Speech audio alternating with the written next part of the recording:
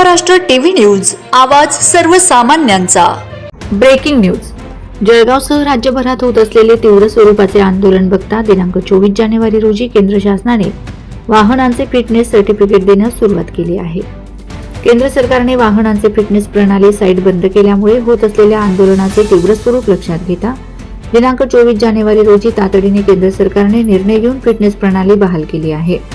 ज्या वाहनांचे fitness certificate संपलेले होते त्यांना पुन्हा फिटनेस सर्टिफिकेट देण्यात येत असून त्यात प्रामुख्याने वाहनधारक व संघटनांकडून होत असलेल्या आंदोलनाची तीव्रता बघून जळगाव आरटीओ सह महाराष्ट्रातील इतर आरटीओ अधिकाऱ्यांना संघटना, युनियन व वाहन मालकांनी अक्षरशः धारेवर धरले होते।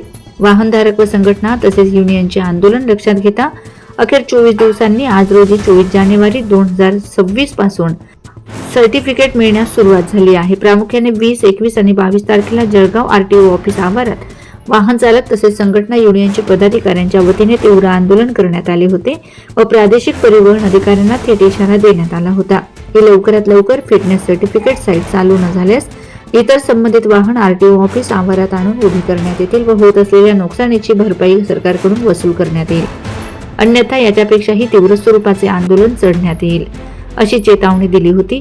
वाहनधारकांचा रोष बघता अखेर प्रादेशिक परिवहन विभागासह केंद्रीय परिवहन विभागाला वाहनधारक युनियन व संघटनांच्या दबावामुळे अखेर जाग आली आणि फिटनेस सर्टिफिकेट देण्यास सुरुवात करण्यात आली आहे। विशेष म्हणजे जळगाव मोटर मालक व ट्रान्सपोर्ट एजंट असोसिएशन यांच्या मार्फत 22/1/2026 रोजी सहाय्यक परिवहन अधिकारी जळगाव यांना निवेदन देण्यात आले होते। त्यावेळी संघटनेचे जिल्हाध्यक्ष जसपाल सिंग यांनी व सहकाऱ्यांनी प्रामुख्याने मागणी केली होती की आम्हाला लवकरात लवकर न्याय मिळवून देण्यात यावा। त्यावर सहाय्यक परिवहन अधिकारी जळगाव यांनी त्यांना आश्वासन दिले होते, तुम्हाला 2 ते 3 दिवसात फिटनेस सर्टिफिकेट संदर्भात आम्ही कळवू। मात्र आज 24 तारखेला थेट फिटनेस सर्टिफिकेटची साईट चालू करून देण्यात आली। त्याबद्दल यशपाल सिंग बघा यांनी प्रादेशिक परिवहन विभागाचे आभार मानले आहेत। वंदे महाराष्ट्र टीव्ही मीडिया प्रतिनिधी अकबर पटेल, जळगाव। सर्वात पहिले तुम्ही वंदे महाराष्ट्र मीडियाला धन्यवाद देतो की त्यांनी आम्हाला सहकार्य केलं काल आणि आमची बातमी ठळकपणे मांडली। त्याचा इफेक्ट असा झाला की आजपासून फिटनेस देणं त्यांनी सुरू केलेलं आहे। तर या आंदोलनाला आम्हाला आमचं आंदोलन यशस्वी झालेलं आहे। मी सरकारचेही आता धन्यवाद देतो की त्यांनी लवकरात लवकर आमची समस्येचं निदान केलेलं आहे। यापुढे सुद्धा आम्हाला विचारात घेऊनच कोणताही प्रश्न असेल, कोणतेही त्यांना निर्णय घ्यायचा असेल तर संघटनेला विचारल्याशिवाय घेऊ नये अशी आमची त्यांना विनंती राहील। सर, तुमची संघटना राज्यपुरती मर्यादित आहे की आंतरराष्ट्रीय आहे?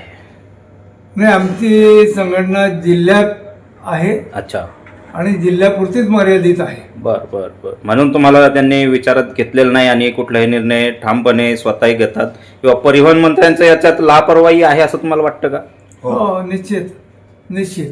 यांनी उपाययोजना काय करायला पाहिजे? म्हणजे याच्या 1-1.5 महिना अगोदर सुद्धा फिटनेस सर्टिफिकेट देणे बंद होते काही तांत्रिक अडचणींमुळे, तर त्यांनी 8-10 दिवसानंतर ते पुन्हा चालू केले होते। तेव्हा आम्ही बातमी झळकवली होती वंदे महाराष्ट्र टीव्ही मीडियाच्या माध्यमातून आणि 3ऱ्या दिवशी पुन्हा फिटनेस सर्टिफिकेट प्रणाली चालू झाली होती। आणि आता सुद्धा आपण 22 तारखेला तुमच्या माध्यमातून आपण बातमी प्रसारित केली। तुमचे निवेदन जे होते, जे लोक होते तुमच्यासोबत सगळे संघटनेचे, त्यांचे नाव, तुमचं निवेदन आपण ठळकपणे मांडलेलं होतं मीडियाच्या माध्यमातून आमच्या।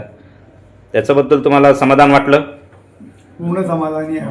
समाधान वाटलं। महाराष्ट्रात 54 आरटीओ आहे, बरोबर। त्यात हे फिटनेस पासिंगचं जे मशीन आहे ते फारच कमी आहे।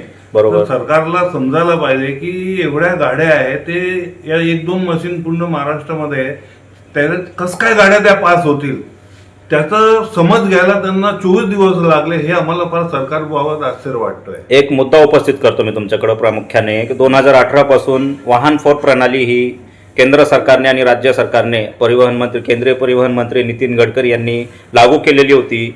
तर 2018 पासून आता 26 लागायला आला, म्हणजे 6 वर्ष उलटलीत। तेव्हापर्यंत यांनी काय केलं की फिटनेस सर्टिफिकेट तपासणीसाठी त्यांच्याकडे मशीन उपलब्ध नाही आतापर्यंत? नाही, आतापर्यंत आरटीओ स्वतः गाडी चालवून ब्रेक टेस्टिंग घेत होतं वाहनाचे आणि त्यांना मनाला वाटेल तसं ते गाडी चालवून वाहनाची तपासणी करतात। ते योग्य वाटतं का?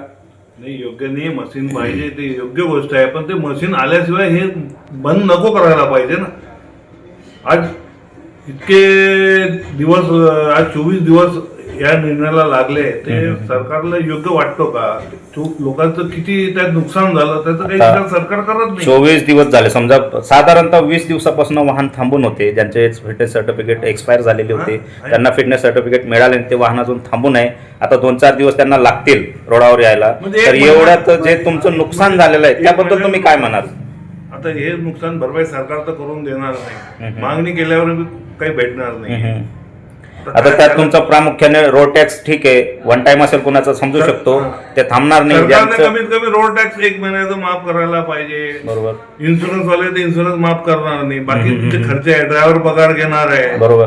जे मालक चालक आहे त्यांचं घर चालतो त्यांना ते अडचणीत आले आहे. हे सर्व त्रास आहेच ना. बरोबर.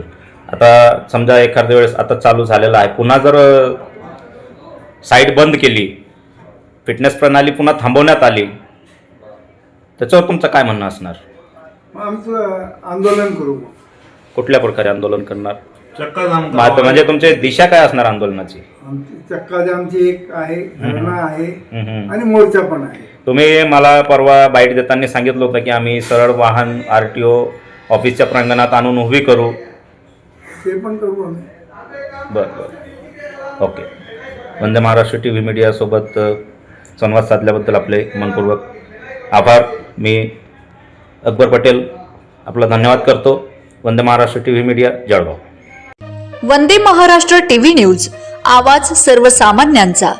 अशाच नवनवीन बातम्या पाहण्यासाठी आमच्या चॅनलला सबस्क्राईब करा, बेल आयकॉनला क्लिक करा.